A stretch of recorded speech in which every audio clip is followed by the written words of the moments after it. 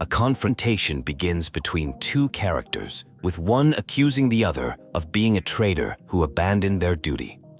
The accused is called a pillar of the losers and questioned about how long it's been since they came to the island and forgot about Seina. The accused responds that they were called by the other person and, as a knight, must answer to God's invitation as the destiny of Tenri.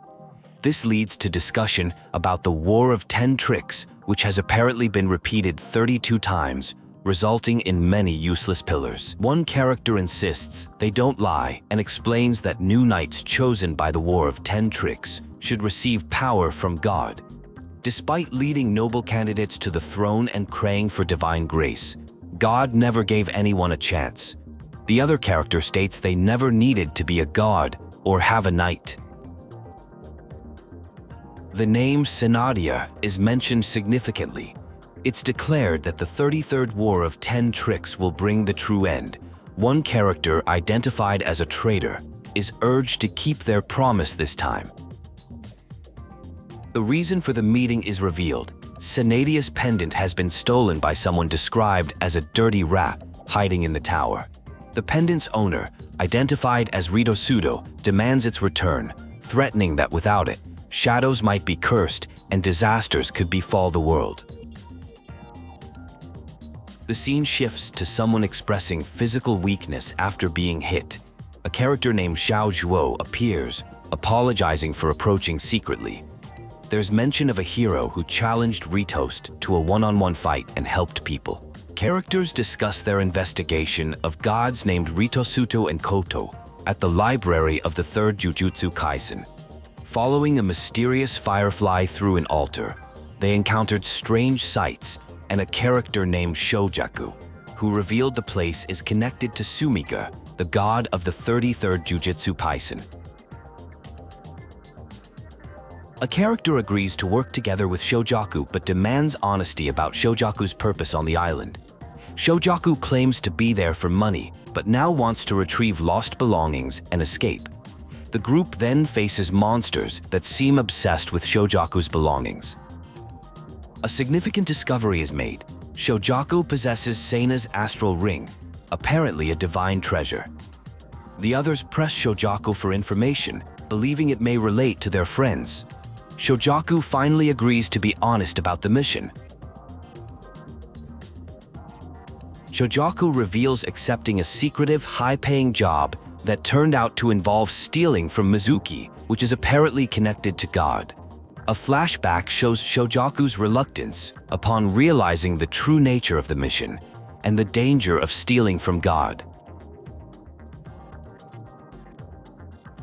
The conversation begins with someone discussing a job involving shadow monster extermination. A character named Akari is questioned about why they're taking on an unusual assignment.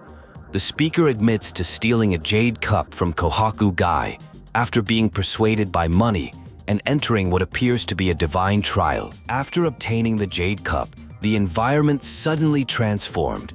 Shadow monsters appeared unexpectedly in what was referred to as God's house. The speaker interprets this as divine punishment for disobedience, resulting in the loss of their possessions. They were forced to wander and hide within a tower structure, believing it to be a merciful punishment from God. The speaker reveals they concealed their true intentions of treasure theft from companions out of necessity. They express concern about returning empty-handed to someone referred to as Akari's young master, who is also investigating the tower.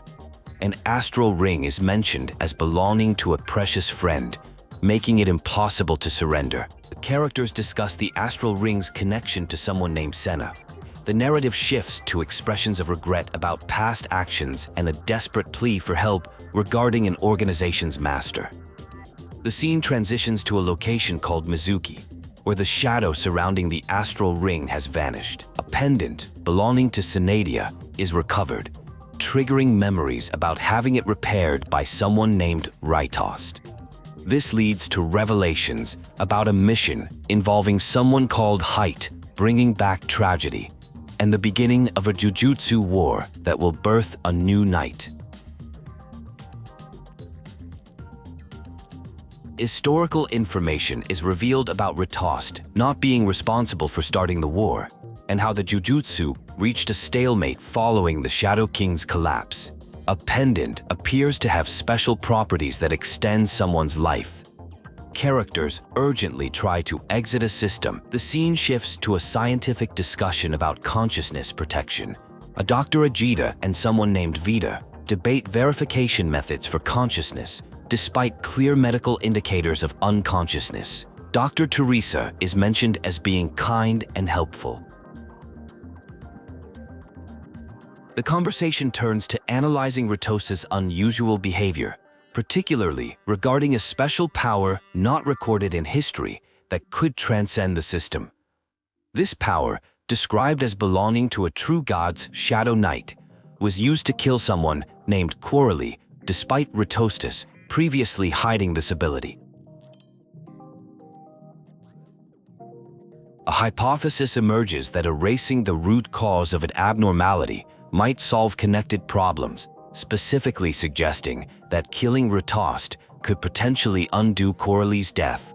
While this remains theoretical, characters express determination to pursue even small possibilities of hope. The narrative shifts to discovering bloodstains and checking on someone named Helia. Later, a character wakes up and is praised for not hiding information about their adventure. The astral ring's significance is emphasized, with someone noting that without it, the story has already deviated significantly from known history. A conversation reveals someone is caught in an infinite loop, but is special, potentially able to guide a program to the next generation. They discover information was logged 20 minutes ago without location details, coinciding with when people were discussing them. Someone takes responsibility for the situation, emphasizing the priority is stopping a third person before they do something reckless. The group divides tasks, distributing Coralie account data, informing Durandal about events on the 17th, and taking care of Helia. There's a warning to log out immediately if something feels wrong to prevent a past tragedy from recurring. A tense confrontation occurs between two characters, one wielding what appears to be a weapon. The armed individual issues a warning, suggesting it's time they face each other honestly. The conversation reveals mutual secret investigations they've been conducting on each other. One character has discovered secret data locked with hybrid code and hidden using steganography, demonstrating impressive technical skill that seems designed to attract a genius programmer's attention. This revelation creates tension, with suggestions of hidden sins and secrets. The confrontation deepens as one character reveals they've checked all personality data in the system. They identify Azita as unique, able to take over maintenance workers and transcend the system into reality. Despite being part of a quantum computer, a digital ghost inseparable from the data sea. Azita explains their existence is a matter of definition, not merely an NPC without will, but an entity with Dr. Azita's knowledge who has lived their life and recognizes themselves as Azita. The discussion reveals both know each other's secrets, leading to an agreement to stop decoding important data. The Yume Uebito system is revealed to be a simulation test project developed by Dr. Azita that transformed an entire planet into a satellite-type quantum computer. Questions arise about how an outsider could wake up the Yume Uebito as a system operator and their connection to the planet. Despite tensions, they agree they're not currently hostile and can continue working together toward the same goal. One jokingly claims to be a messenger of God before departing, leaving the other contemplating gaining everything needed while losing everything that once existed. The scene shifts to a character expressing intense self-loathing, describing themselves as weak, ugly, fragile, and hateful. They speak of a past they wish to destroy and an impossible encounter in the digital world where different versions of themselves have made a deal across time and space.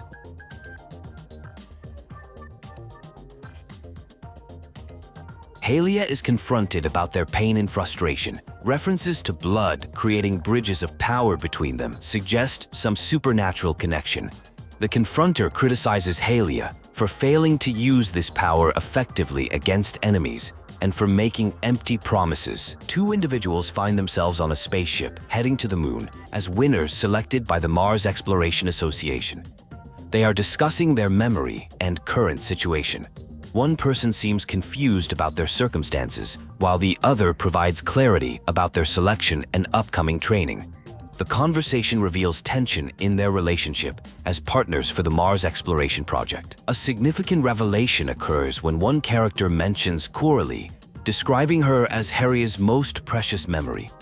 There appears to be a complex history between these characters, with one describing the other as incompetent and unfortunate. The tone suggests underlying resentment or complicated emotions between them. The characters discuss their partnership issues, acknowledging fundamental differences in thinking patterns. One suggests they need to improve their relationship since the Mars exploration will be a long-term project requiring cooperation. They recognize their tendency to escalate minor disagreements into fights and propose taking time to calm down before attempting meaningful conversation. The purpose of their journey is clarified: to reaffirm impressions of each other and develop a genuine partnership rather than merely acting like partners to satisfy their teachers. They discuss practical matters regarding their schedule and two simple tasks awaiting them. One character warns the other about Helia, suggesting caution and wariness.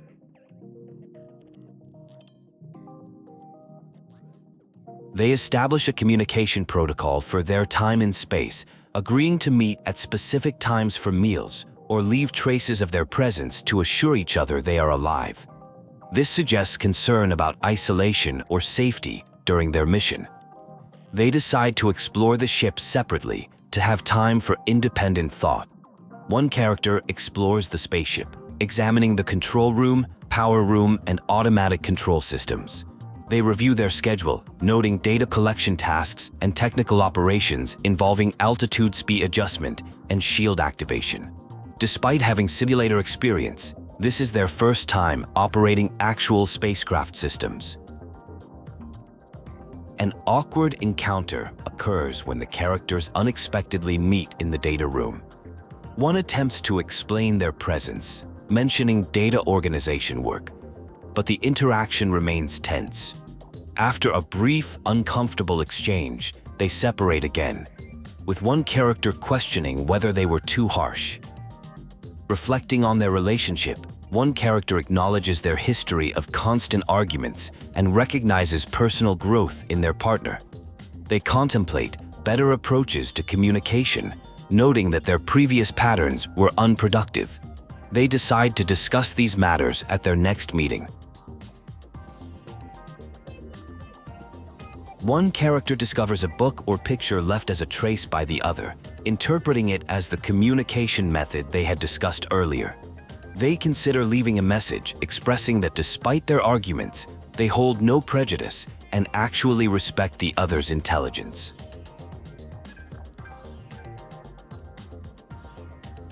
The characters eventually reconnect, exchanging notes through books. Their communication evolves into a more honest exchange where they acknowledge each other's flaws while finding common ground. They discuss their different approaches to the project, with one valuing efficiency and recognition while the other emphasizes thoroughness.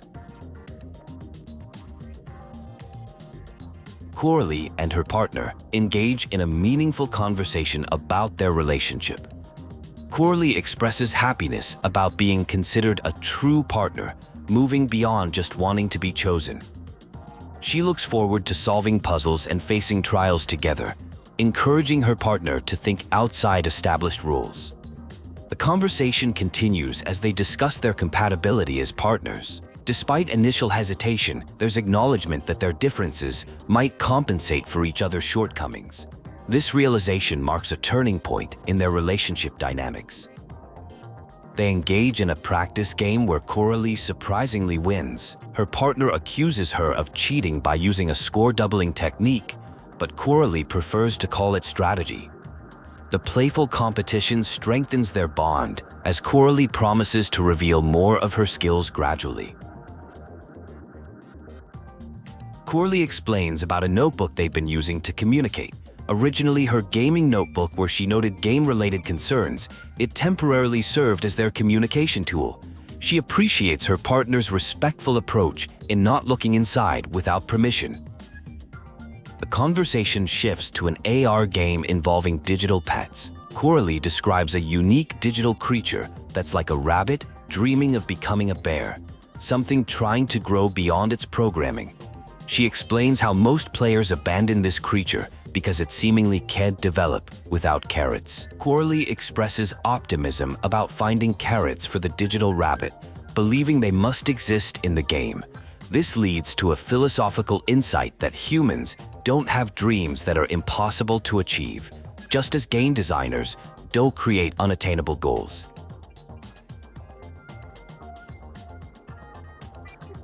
The scene transitions to fragmented memories. Someone questions who Coralie really was, remembering her as a powerful warrior and super soldier.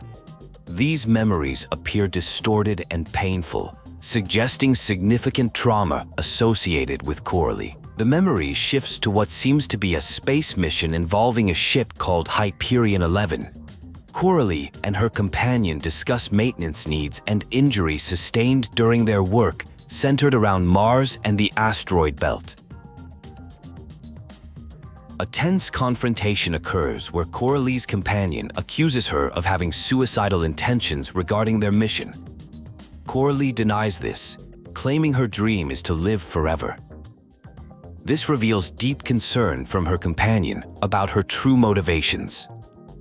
Someone realizes they've made a mistake trying to understand Coralie's memories, suggesting these are painful recollections being explored. The narrative indicates these memories will continue to cause suffering, described as 1,000 times more painful than before.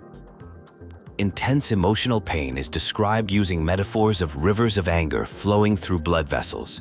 Questions of betrayal, salvation, and purpose emerge.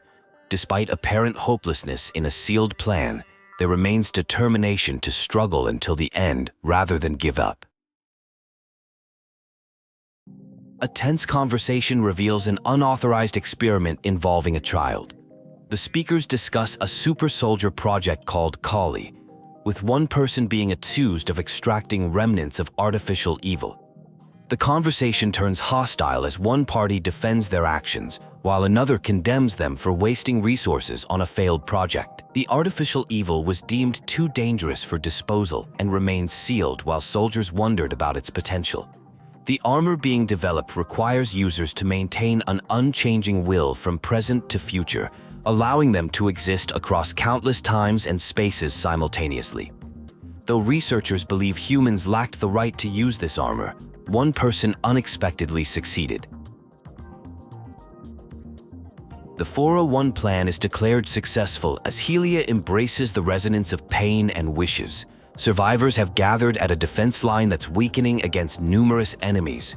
When someone suggests waiting for soldiers to gather, Helia dismissively states it's unnecessary and proceeds to engage the enemy, referring to them as the worst impurity.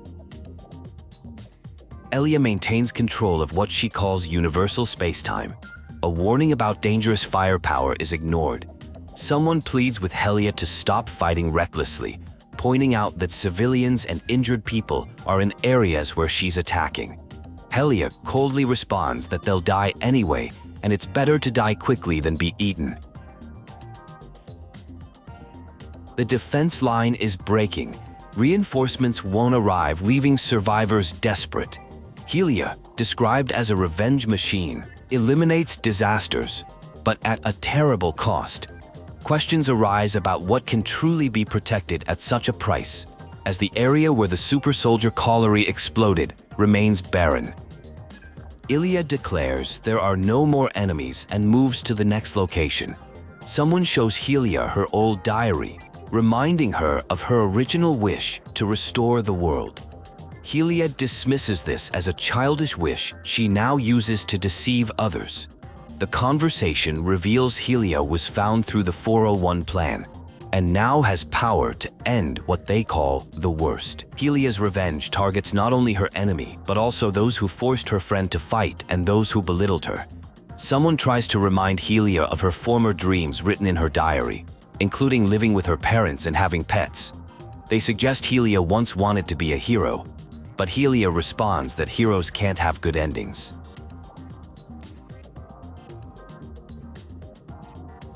Helia questions her own nature, feeling trapped by the power of murder and wondering if she's become a puppet or if this murderous joy is her true self. A confrontation with Kodo Kano reveals deep resentment. Kodo accuses Helia of hiding behind false justice and abandoning her principles as a Valkyrie. Helia declares her desire for revenge, insisting that her enemies should die the same way as someone named Coralie. She vows to make them understand the despair of becoming a monster and physical pain. When accused of not understanding Coralie herself, Helia angrily rejects her former name and pledges to sink the world into hell to avenge Coralie. A bitter commentary unfolds about how adults lie to children, telling them they can achieve anything through hard work. The speaker recalls how they and others, including Coralie, pursued unlikely dreams with dedication, only to experience natural failure. This leads to questioning whether their dream was truly their own, and if an ordinary person could ever achieve it. The speaker expresses profound disappointment with the world, noting how people perpetuate the cycle of false hope. They lament how countless children's dreams are buried in darkness, while the world continues, with only those who fall lamenting their lack of talent. The speaker declares hatred for this world and promises retribution. An accusation emerges that the listener is responsible for Coralie's death, having chosen a path not their own and challenging Rytost. The accused initially denies responsibility, but is confronted with evidence that they guided and encouraged the speaker at their lowest point, ultimately pushing Coralie into danger. The confrontation intensifies with one character calling the other a hypocrite who desperately tried to atone for sins while causing more harm. They suggest the other is trying to kill all the Coralies in the world after failing to save their own, describing this as a curse of fate and a nightmare that cannot be awakened from. The conflict escalates as one character declares their intention to eliminate the other. They accuse each other of despicable behavior and attempting to escape responsibility for Coralie's tragic fate. One mocks the other's powerlessness and inferiority complex. Despite being wounded and seemingly defeated, one character refuses to give up. The other mockingly suggests they pray for another chance, dismissing the idea that the weak always get second chances. They criticize waiting for redemption rather than actively working to make amends. The confrontation continues with accusations of cowardice and weakness. One character insists they won't give up despite having lost their power. They're reminded that they were merely borrowing power and acting as Durandal, suggesting they've forgotten their true weakness. A turning point occurs as one character declares they're different from their opponent, not a revenge machine that hates the world. They recognize their painful memories and desire for revenge as warnings about becoming trapped in hatred. They commit to moving forward to find new possibilities on the path called Helia. The character acknowledges their ordinary nature and flaws, but accepts these as part of their identity. They reveal they've been strategic in their approach, wanting their opponent to believe they'd become shameless through hatred. They declare they won't be defined by their past self anymore. A moment of remorse follows as one character regrets hurting innocent people who sought help. They recognize that taking revenge is an insult to Coralie's memory, yet struggles to stop. They question whether their actions reflect their true self, tiny, ugly, and bloodstained. Despite self-loathing, the character recalls their positive qualities, not giving up, encouraging friends, helping others, and growing. Coralie continues to engage with Helia in what appears to be a memory or vision, noting that Helia seems to be feeling better thanks to Coralie's jokes. Coralie offers encouragement and insight, suggesting that Helia's desire to improve comes from within rather than from external pressure. The exchange concludes with Coralie teasing Helia about being beaten by a training robot, explaining it was in Durandal's specific training mode, described as the pinnacle of nightmares. Coralie reveals they've been timing Helia's performance, noting an improvement of 6 seconds compared to the previous attempt. The conversation continues as Helia confesses to feeling weird, describing themselves as a hedgehog who pushes others away. Coralie responds with understanding, bringing a potato as a gesture of friendship. They discuss how worries and anxieties stem from the desire to improve, and that accepting oneself includes acknowledging both strengths and flaws. Coralie shares personal experiences of receiving attention for their ears and tail since childhood. They reference Einstein's teaching that accepting oneself is more important than pursuing perfection. The conversation shifts to a metaphor about stars, with Coralie explaining that not all stars shine brightly. Some are just ordinary stones reflecting light, yet they continue moving forward, even in darkness. Helia has a moment of self-realization, acknowledging their insecurities, pride, and emotional volatility. They understand that these imperfections are integral parts of themselves that cannot be escaped. The conversation emphasizes that people striving toward ideals aren't perfect. What matters is continuing to move forward while embracing one's imperfect yet beautiful self. The scene shifts to a discussion about a game console. Shinmai offers to teach Helia how to play, suggesting it would be more enjoyable than fruitless practice. There's a joke about self-destruction, followed by meaningful words about treasuring their friendship despite finding each other boring. Coralie expresses belief in Helia's ideals. The narrative transitions to what appears to be a battle scenario. Helia arrives to help a comrade. They discuss breaking through together and reference a memo from Coralie. The scene includes mentions of notebooks, pictures, and solving something called the worst. There are references to betrayal, faith, and preventing a tragedy of hatred. An intense confrontation occurs between two characters, with one accusing the other of being weak and arrogant. Despite being wounded, one character expresses determination to find Rytost and resolve Mars' catastrophe. They argue about the meaning of Coralie's sacrifice and whether actions taken were truly honoring her will or merely fueled by personal hatred. The confrontation escalates with accusations of betrayal. One character claims the other ignored Coralie's wishes by not activating a game console she left behind and not finding a picture she drew. The argument reveals how hatred led to losing everything and creating a new worst. The scene culminates in a physical confrontation with claims about saving a collapsed world and denying Coralie's true will. The accused person struggles with this reality, claiming they're going crazy and demanding to know what the accuser truly understands about them. The accuser points out that the other person loved to run away and hated false justice and heroes. Someone calls out to Coralie, promising to bring them out of the abyss.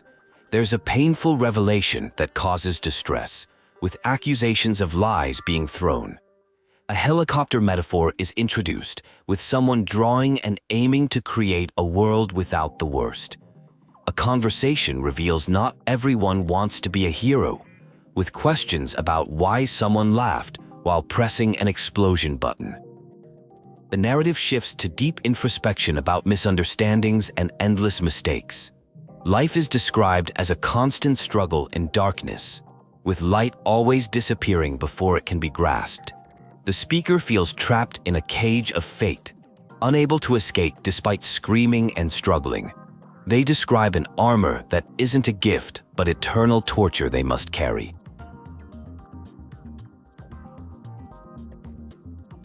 The moment of losing someone brought the greatest despair. There's mention of groups nurturing hatred and building flesh with hatred, with power that transcends time and space. Since putting on the armor, every day has been filled with unspeakable pain. The source of pain isn't physical wounds, but something deeper that breaks the heart. A realization dawns that suffering comes from always passing by fate. Regret emerges about not trying harder, not facing real impurity sooner, not becoming stronger, and not understanding someone named Kolari better. The speaker wishes they hadn't met someone like themselves, believing that person could have lived more comfortably and longer otherwise. After losing someone important, power feels meaningless. There's talk of revenge and a dark, cold room being all that remains after wandering through countless worlds. Yet a glimmer of hope appears. The ability to open a door hasn't been lost. Despite the comfort, Kolari won't return, but there's determination to make their wishes come true. Despite warnings about hitting walls and experiencing failures, the protagonist remains determined. They acknowledge being stubborn, twisted, weak, and inconspicuous, yet they hate losing and will do their best. They accept being an ordinary Helia with nothing but boring efforts, but recognize that's their talent. They refuse to stop moving forward. A touching reunion with Kolari occurs, who acknowledges the protagonist was doing well and was a true hero. They depart together as if they've never been apart, heading toward a pure and peaceful world. The scene shifts to others searching for Helia amid chaos and shadow monsters, concerned about her safety. The search continues with mention that besides Helia, someone named Rytoste has disappeared. There's discussion about prophecy deviation, with questions about whether Rytoste caused a plague. The astral ring is mentioned, with shadow pollution apparently gone. The characters try to understand Rytoste's purpose and whether he truly wants the planet overwhelmed by plague. The protagonist encounters Shinsetsu, who might know where Helia is. Shinsetsu recognizes the protagonist from a previous incident involving people trying to take a tome.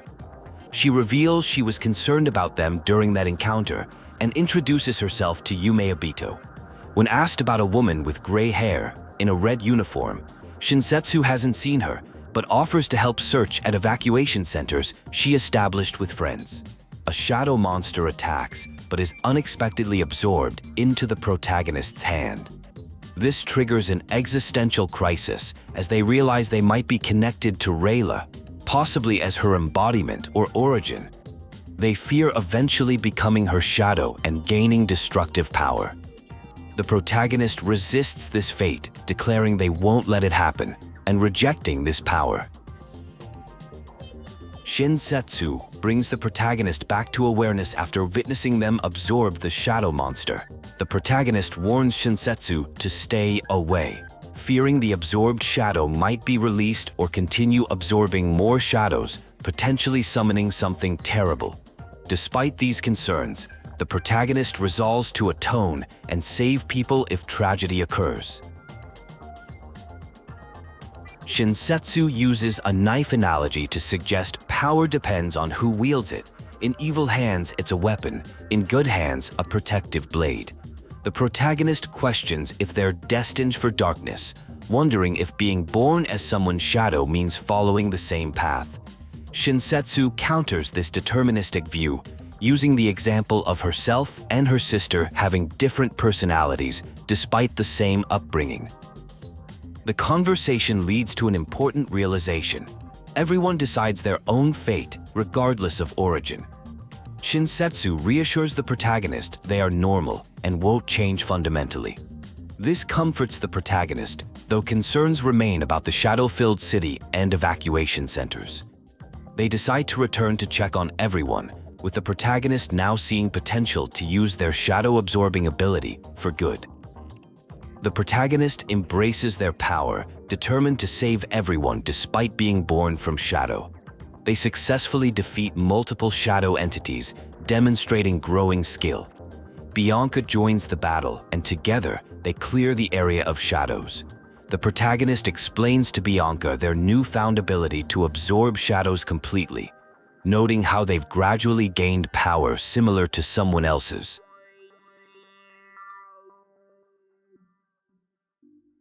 Bianca reminds the protagonist of their individuality, stating they aren't living as someone else. She emphasizes that power itself isn't good or evil, and everyone should have freedom to choose their future. The protagonist acknowledges feeling less resistance to using their shadow powers after saving others. Shinsetsu suggests their abilities are necessary given Mizuki's current shadow-infested state. The group connects Mizuki's shadow problem to a bloodthirsty organizer who killed participants. Suddenly, a familiar voice addresses them, someone the protagonist recognizes instantly. This person acknowledges that some are seeking them out of hatred, while others wish to be knights in a dragon battle. The voice ominously suggests that escape from Mizuki might be possible with luck. The city of Aya has become isolated with no escape routes. A battle is imminent where people must gather to fulfill their desires. This final confrontation will determine the value of their world. A knight makes a last oath to serve someone important under the watchful eyes of the gods. The struggle of the weak is described as more painful than despair, more cruel than death, and more vicious than murder. Repeated wars without divine recognition prove weakness. The weak have sacrificed everything for unreachable ideals, leading to frustration and disappointment. A challenge is issued to determine who has transcended their limitations and deserves to stand with the strong. This battle will establish the boundary between tyrants and gods. Someone interrupts this declaration, confronting a person named Ritoste and vowing to stop their rampage. Rytost reveals they've been waiting for this confrontation with the hero from the outside world. The hero accuses Rytost of killing their friend, using hidden powers, and implementing a strategic plan. The hero demands to know the true nature of Rytost's abilities that can influence outsiders. The hero realizes they were Rytost's target from the beginning, questioning why innocent commoners were involved. Rytost explains his philosophy: the weak hinder progress, and it's a knight's duty to purify with blood. He believes only the talented should lead the new era. Rytost elaborates that the talented easily reach heights the weak cannot attain. He finds the struggles of the weak annoying and believes they should accept their limitations, rather than believing their lives are special. He wants to demonstrate the difference between the weak and the gifted. The hero challenges Rytost's right to decide others' fates. They argue that most people are ordinary and therefore should determine the world's future. The strong should guide rather than restrict, allowing ordinary people to eventually stand alongside the talented through their own paths. The hero recalls teaching Valkyrie candidates, particularly one with gray hair who aspired to be like them. This memory reinforced their belief in providing guidance, courage, and determination to help others overcome setbacks.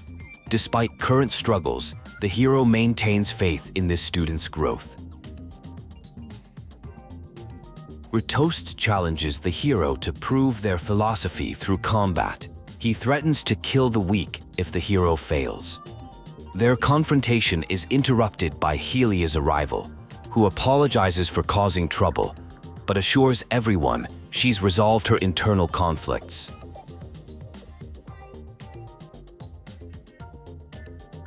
Helia demonstrates remarkable growth and a transformed presence.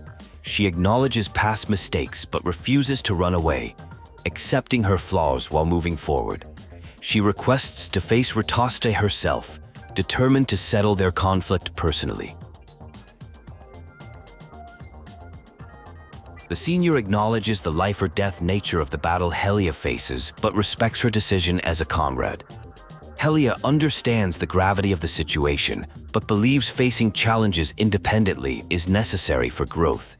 She's discovered her value lies in effort and faith. The senior places their trust in Helia and agrees to handle Mizuki's shadow while Helia confronts Ritoste. Helia accepts her mission as the eternal Valkyrie. Ritoste questions if Helia can transcend her limitations and embrace passion despite reality's cruelty. Helia declares her readiness while Rytoste dismisses her preparation as pointless, predicting her defeat and death. Helia refuses to be defined by her limitations or deterred by failure. She vows to defeat Rytoste and save everyone, fulfilling a goal shared with Coralie. Rytost reveals Helia should have been killed previously, claiming the weak are entangled in their own weakness and arrogance. Helia firmly declares she will never waver or surrender. Rytost promises to end things easily, suggesting a powerful shadow will rise after the confrontation.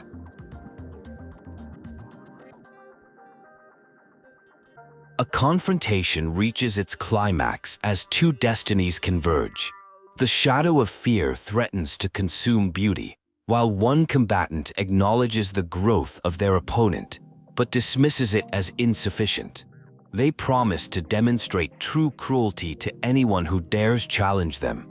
The stronger entity mocks the weaker for experiencing pain, addressing someone named Coralie before declaring victory over the weakling. Death will not come easily for the unworthy. The shadow will consume and transform the weak into monsters.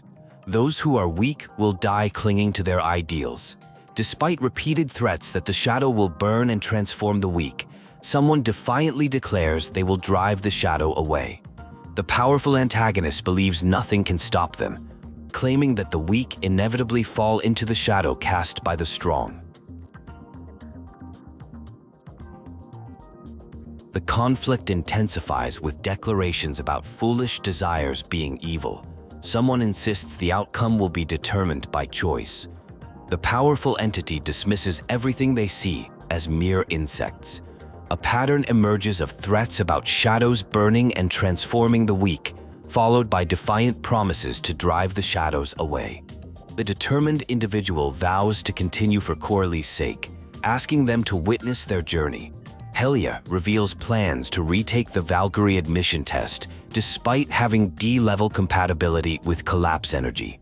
When questioned about potential failure, Helia demonstrates resilience, stating that fear of failure prevents becoming a true A-class Valkyrie. Helia later pursues participation in the Mars exploration preliminary session following the Great Collapse. Helia's journey continues with plans to transfer to a better school to see more of the world.